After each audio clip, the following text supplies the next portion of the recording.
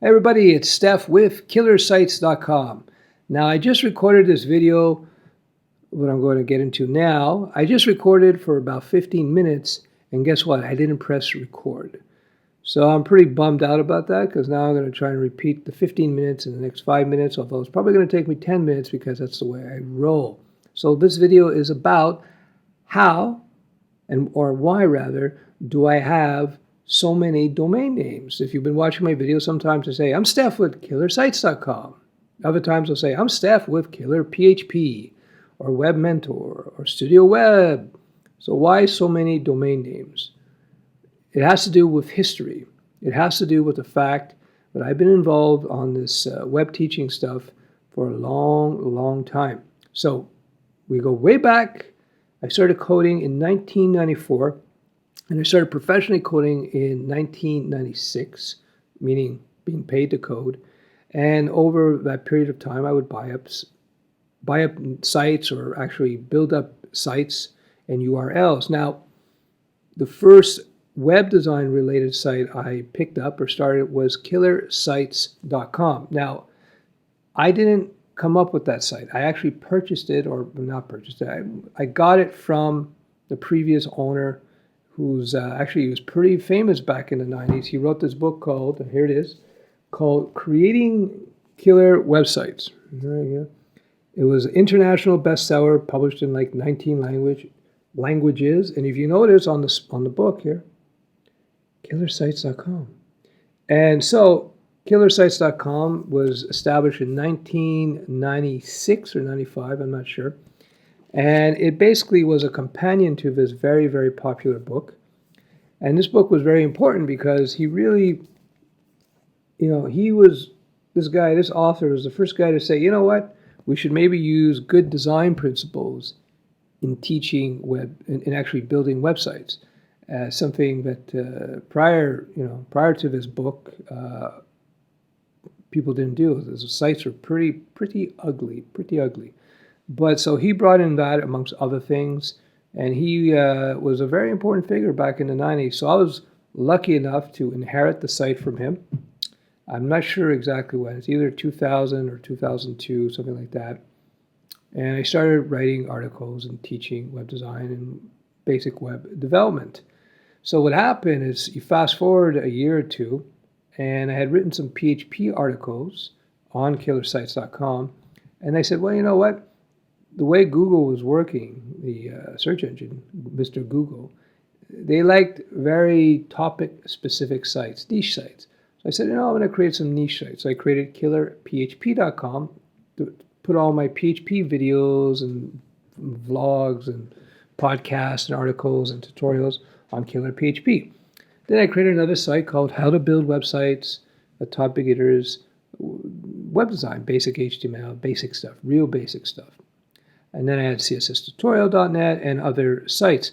Now, another site I talk about is StudioWeb.com. StudioWeb.com, in fact, I registered that domain in 1998 for my web development company that I had at the time. And now I started developing professionally, being paid to write code in 96. Actually, no, in 95. Actually, I did a website for a legal firm. Anyway, but I really got rolling with it in 96, and then I had worked under different names, but then I got Studio Web. That was a pretty good name. And I had a web design studio with maybe 7, 10 people, and the most 7 people under me. It's been a long time. And so that's where Studio Web comes from. Now Studio Web is a site that teaches code, used by schools, different thing now. So that's why I have a lot of domain names, because I was going after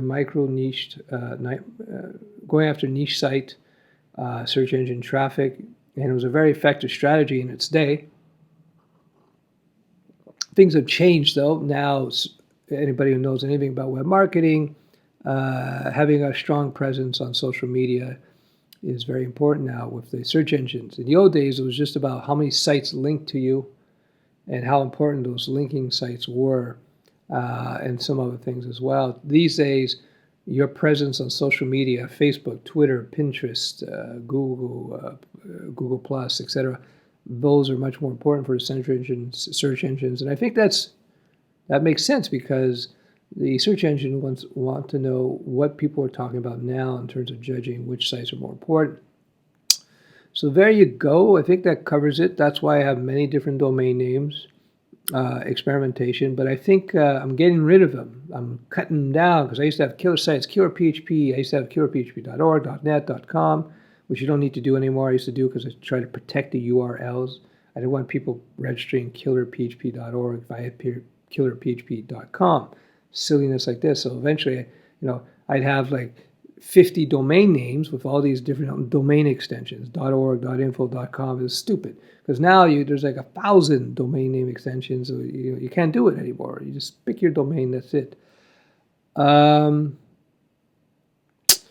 and then I had killer Ajax and killer JavaScript and killer this and killer that.